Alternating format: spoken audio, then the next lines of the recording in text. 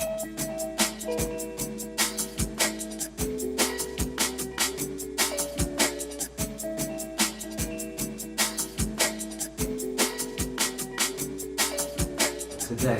I am here with Eleanor Taylor of Westminster University, the co-creator of this podcast series, and Professor Colin Chambers. You do feel now, I feel now, that whatever you want to call the left, I don't know if that's the right, it doesn't really exist, but you desperately need it, something, because the right they've tapped into something, simple slogans, rubbish as far as I'm concerned, but make America great again, dead simple. Yeah, we want that. Take back control. Take back control, why not? Why not? Yeah. These buggers in Brussels have got it. In fact, they haven't. It's irrelevant. Yeah. That's what it makes people think, I'll have some of that. Mm-hmm. And the left hasn't got anything. I'm not saying it's as simple as that, but there are. And where do people? Yeah. I mean, the nearest. But where do you start to find out about the stuff? Yeah. I mean, I had to find out. Every generation does. Yeah. But I could do it through people like Jack and Bob and others. Yeah. And I, hence writing the Unity book. The people I was with, Red Ladder and all those people in the theatre hadn't got a clue about Unity. No. And the fact it was there. Yeah. And I wanted, partly not just because I thought that the history needed writing, but actually people need to learn that stuff and then do with it whatever they want.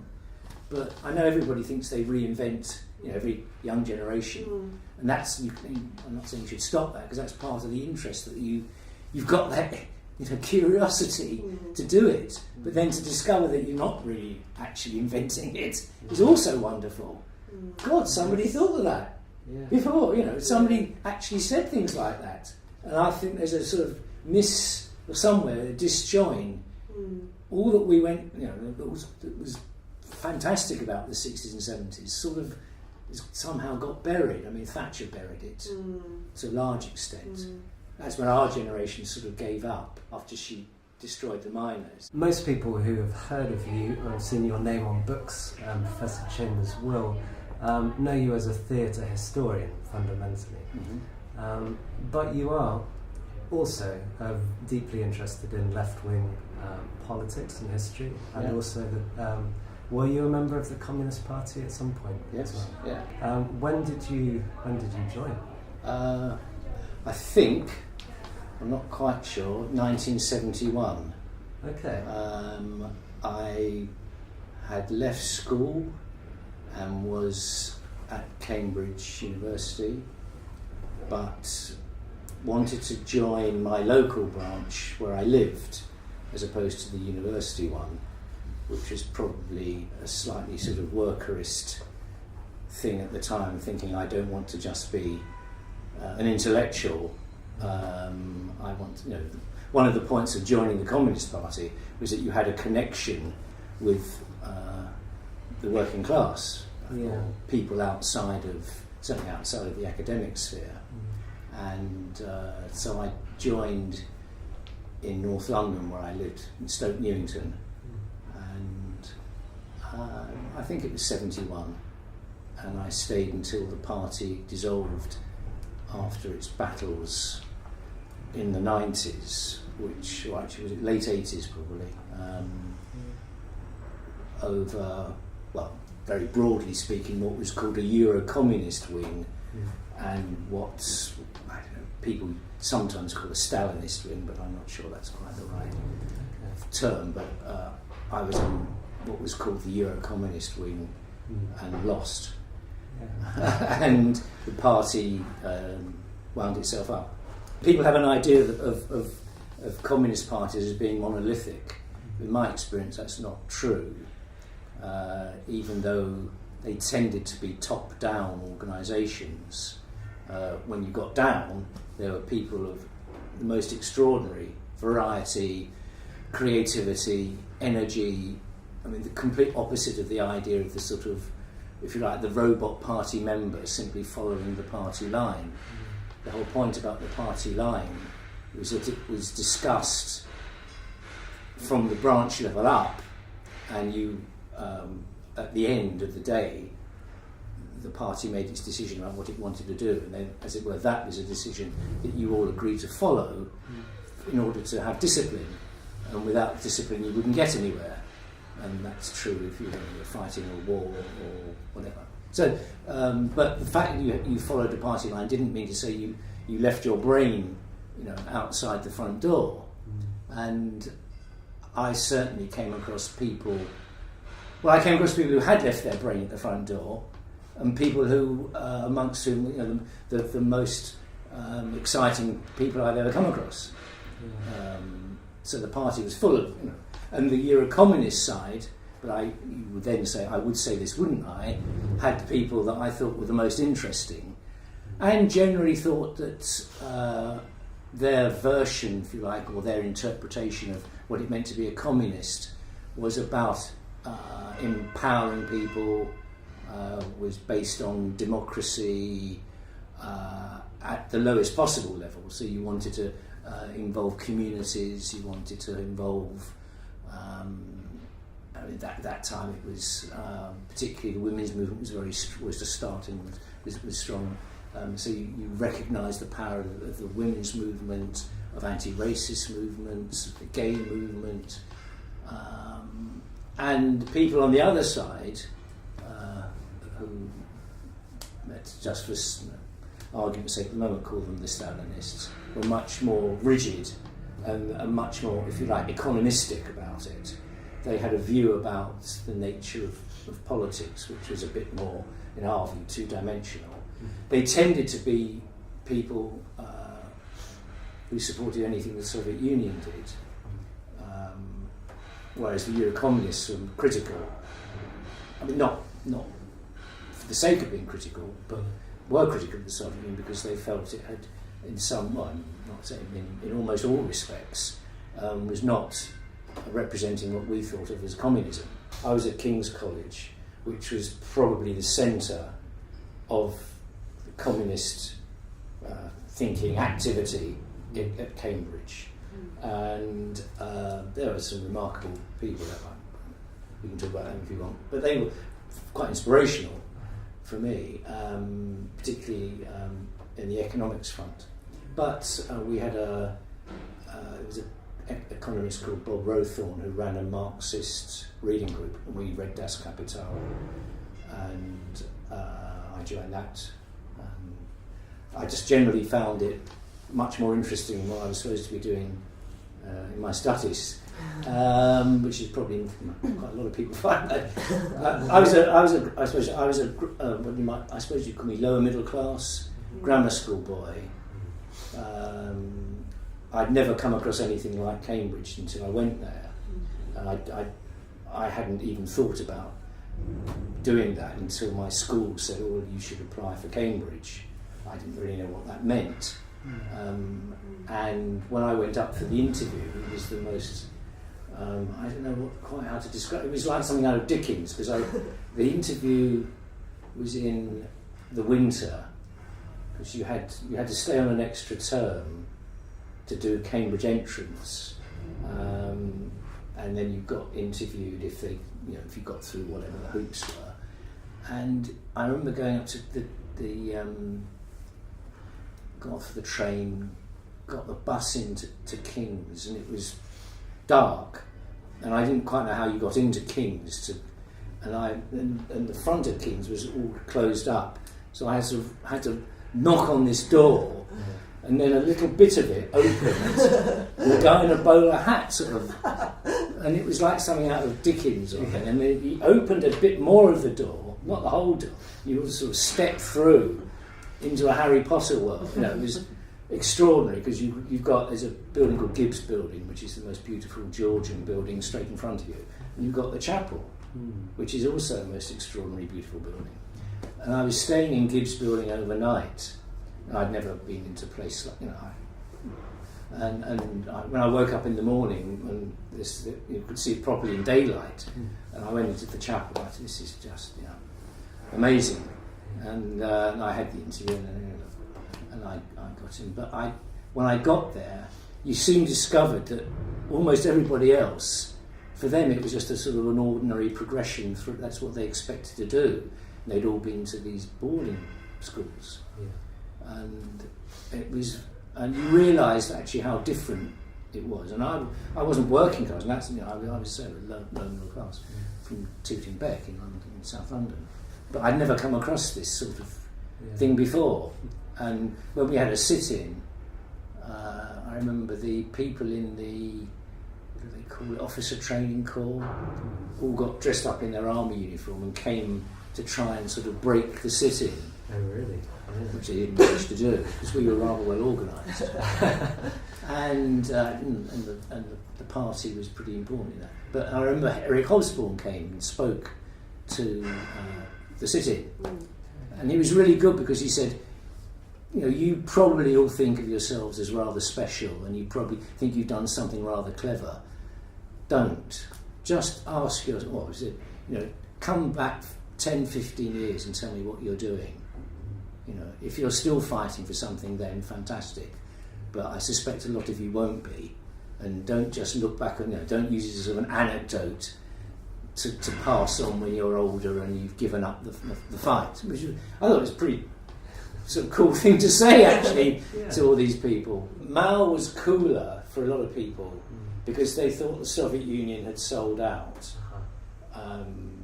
And the Chinese were really still, you know, real revolutionaries. The fact that what they were doing was pretty unspeakable and caused, I don't know how many millions of people to die, isn't a whole other matter. But it was, amongst a certain sort of intellectual strata, being a Maoist was actually sort of much cooler. You tend to have mostly people were Trotsky. So this is probably a bit boring and... No, go. People, I suppose, you'd expect a lot of people from where I came to have joined International Socialists or something like that, which was a Trotskyist, one of the Trotskyist groups. It wasn't cool to join the Communist Party, really, because that was old hat, and they were supposed to be these sort of, you know, state bureaucracy and all that stuff. And if you were a bit more on the fringe, you could be a Maoist, or perhaps one of the smaller Trotskyist groups, like the IMG, International Marxist Group, which is Tariq Ali's group. Yeah. And I went to a lot of their meetings because I found them intellectually quite interesting, but I didn't actually in the end agree with the politics. Whereas I didn't really get on with their political stance. And although I was quite interested in, I read Mao, but I didn't really take it. But so the Little Red School Book, which is before I'd done all of that, because I was at school, there was a sort of loose formation, which is sort of, I don't know if it was called the National Union of School Students, but I think it was called that, which was, I suppose, a junior version of the National Union of Students. And they had this publication called the Little Red School Book, and they organised a strike. Okay. And I remember going on strike, and it was the same time. It was all mixed up in the 60s with counterculture, with rock and roll, with beginnings, although not that open because it was still illegal, of changes in sexuality. I mean, I was involved in the early days of the Gay Liberation Front, and went on. You know, I remember there was a big protest over Uncle Mary Whitehouse. Does that? Yeah. She had a thing called the Festival of Light. She was the BBC. Yes, it was all that stuff, and they had a big rally in Westminster Central Hall, and GLF, the Gay Liberation Front, we organised protests by infiltrating the meeting, and we were all in different parts of the building, and I happened to be in one part where we were all dressed as nuns. Clearly weren't nuns. And the idea was at different points we'd stand up and disrupt it. And I think, I've forgotten the example, I think my lot, we had to shout, "Fuck for Jesus," or something like that, as if we were actually sort of, "Hallelujah, let's..." and actually we did manage to disrupt the whole thing, and because the stewards didn't know how to handle it. The political thing was all bound up with a whole shift in social attitudes and how you saw yourself and empowered yourself.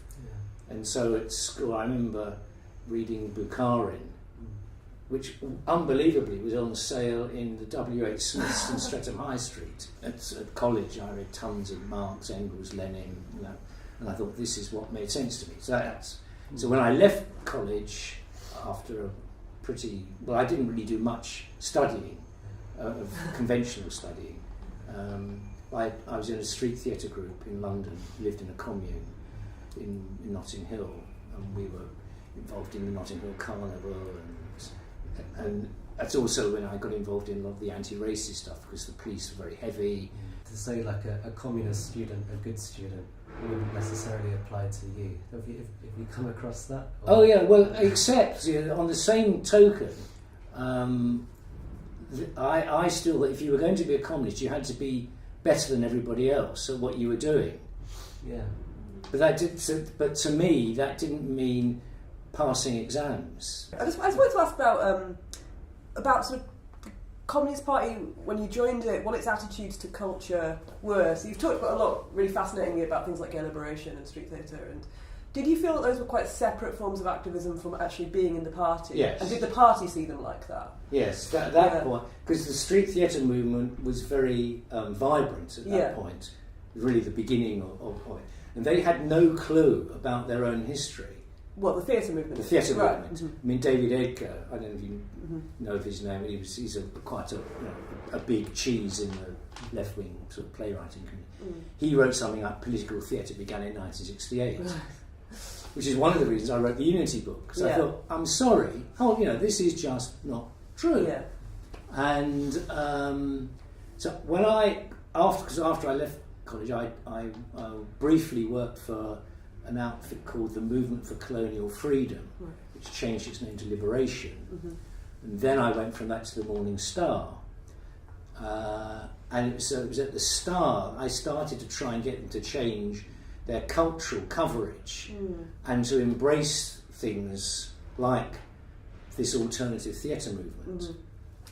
And in fact, I organised some sort of conferences under the Morning Star umbrella of radical theatre groups, and so that was. And at the same time, on the Star, there were people who were interested in the women's movement. There was a writer called B. Campbell, who now quite a well-known.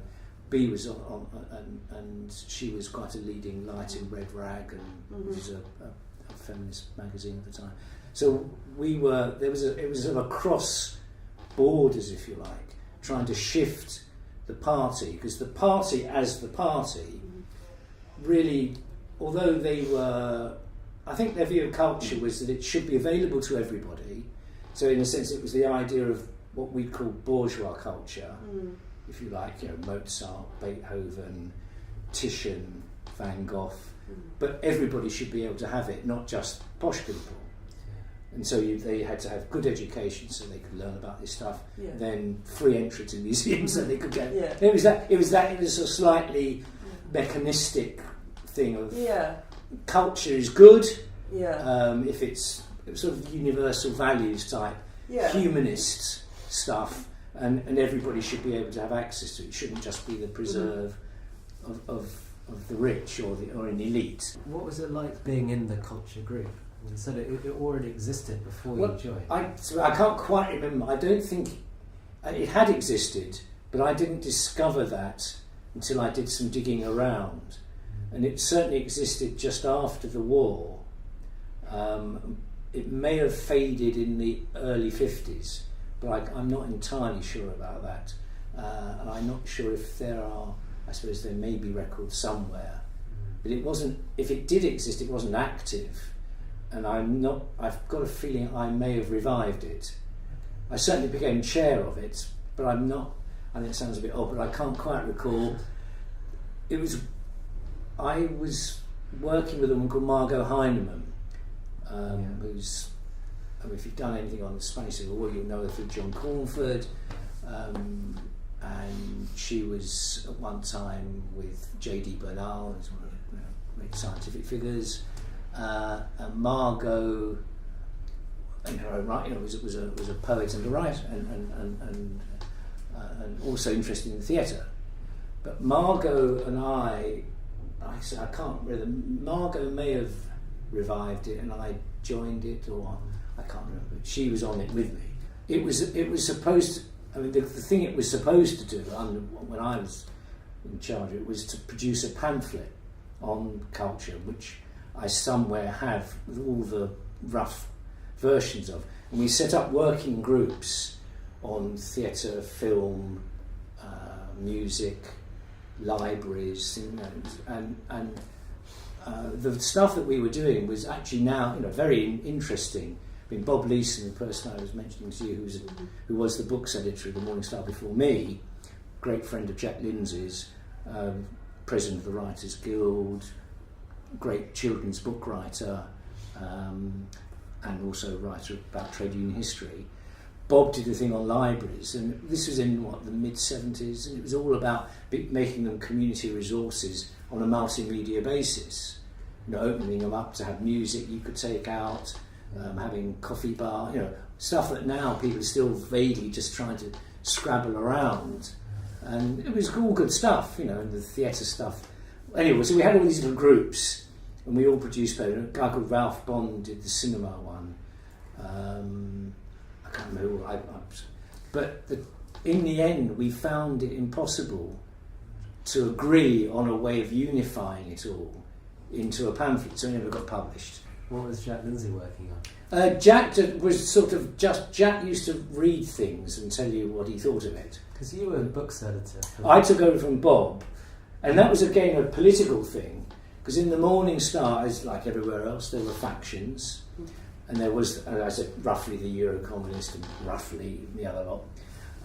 And the editor, when I joined, was sort of probably in the middle, but in his heart probably more Euro-Communist, but wouldn't really let that out.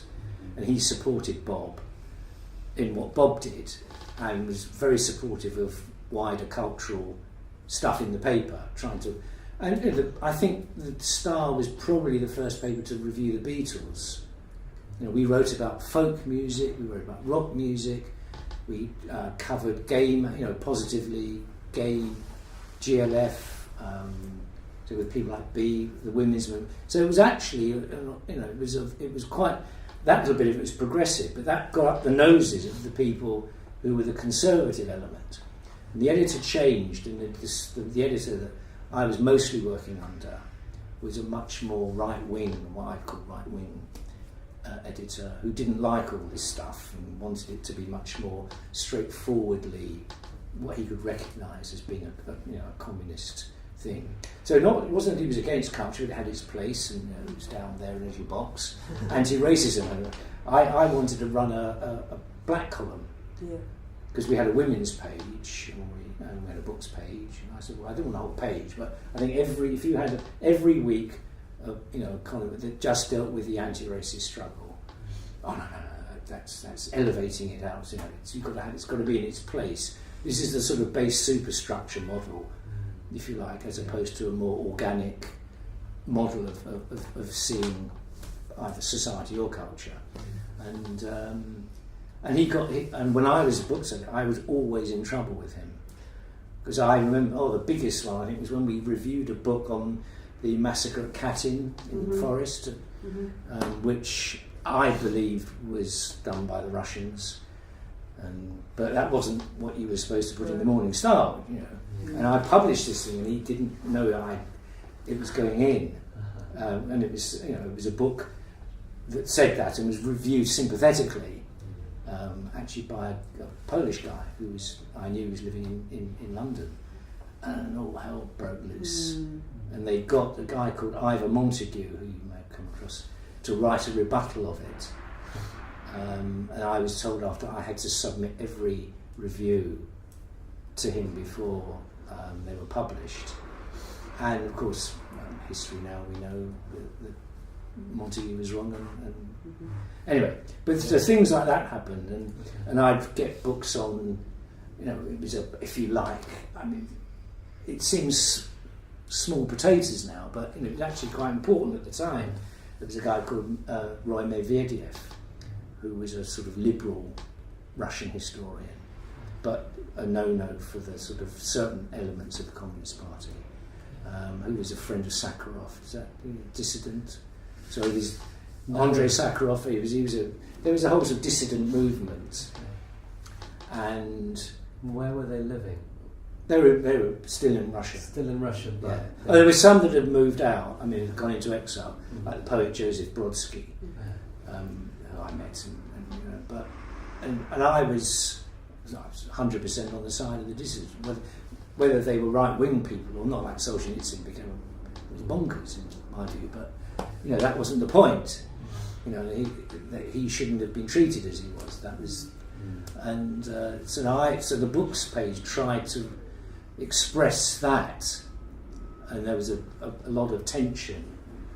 So in terms of the party in culture, the party sort of recognised it was important, but didn't really know how to actively engage with it.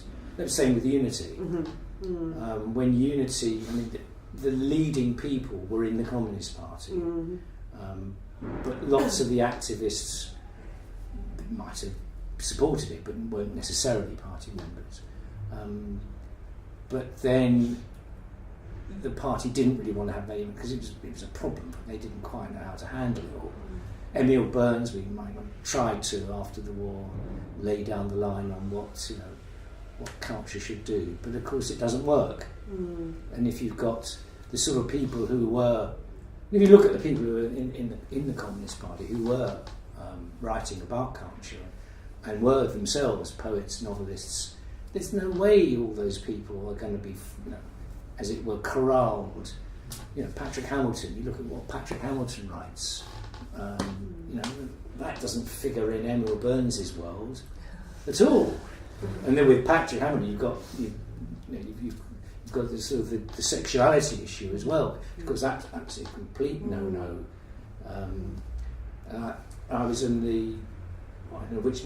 a World Youth Festival in Berlin with Red Ladder was there, which is alternative theatre, and a guy, Peter Tatchell. Peter came with me. And Peter then, was giving out leaflets about gay rights this was in East Germany, and he was being followed by the Stasi all the time, and then we were on a beach by a lake, and he was giving out more leaflets, and then all of a sudden you've got all these youngsters in their uniforms, sort of the uniform of the youth movement, came and took all, one way they all took his leaflet. This is a bit odd, and they formed a circle round him, and then the leader came and he lit them. So it was a bonfire, which of course has echoes for anybody who. And then we had to because I was with Peter at the time, we had to get him off the beach before he got beaten up. But the people who actually beat him up then were on the British delegation, who were in the Communist Party. He carried a placard on the final demonstration. It was torn down by other party members. And do you remember what was written on that placard? Somewhere I've got a photo. It was very, very mild, but anything with gay in it was just. And I remember having to go to party headquarters when I got back to tell them what had happened, because it was another party member who'd done this, and he was something I know, he was NUS secretary or something, quite a big cheese, and he got sanctuary. But so there were the cultural. There were no. It was all sort of cultural politics was part of sexual politics, was part of politics. That was the whole. The personal was political, but the political was personal. It was the whole thing, and so we tried to reflect that in the Star, which we did. But then, of course, the Star. When the battle between the Eurocommunists and the Communist Party decided it was, it didn't approve of what the Star was doing, and the Star then went, because it for historical reasons had been set up as a separate entity. The Star broke away from the Communist Party, and then the Communist Party dissolved, and it became the paper of I think it's now called the Communist Party of Britain. I was under the impression that it was the Daily Worker somehow morphed into... It did, into the Monster, yeah. Okay. They changed, that was part, if you like, that was a good example of a Euro-communist move. because the editor I said, who was sort of a bit in the middle, but privately probably a year ago, he was the one behind the change of name. And the idea was that Daily Worker was a bit too hammer and sickle, and you wanted to get a broader readership. So he got the name changed. Dame Sybil Thorndike pressed the button to get the presses rolling for the first Morning Star. So you get, Sybil Thorndike, cultural icon. So culture was, and George, who was the editor, was he thought his favourite composer was Shostakovich. He's a great opera man as well, and he often used to write the opera reviews under a pseudonym, not always under a pseudonym. So that he was, they were cultural, but then the new editor wasn't at all. He was. So it's a sort of a complex relationship, and the cultural committee group never had any power at all of any sort. And the party actually, after Unity, decided not to really get involved. But it was, there were rows, as you all know, with our time, and the whole, what happened during the war, the whole issue of the party and the Soviet line with the Stalin-Hitler pact. And the General Secretary resigned when he lost that vote. So there were a lot of, it's a and then he comes back when the Nazis invade the Soviet Union, and so the change of line again. Yeah.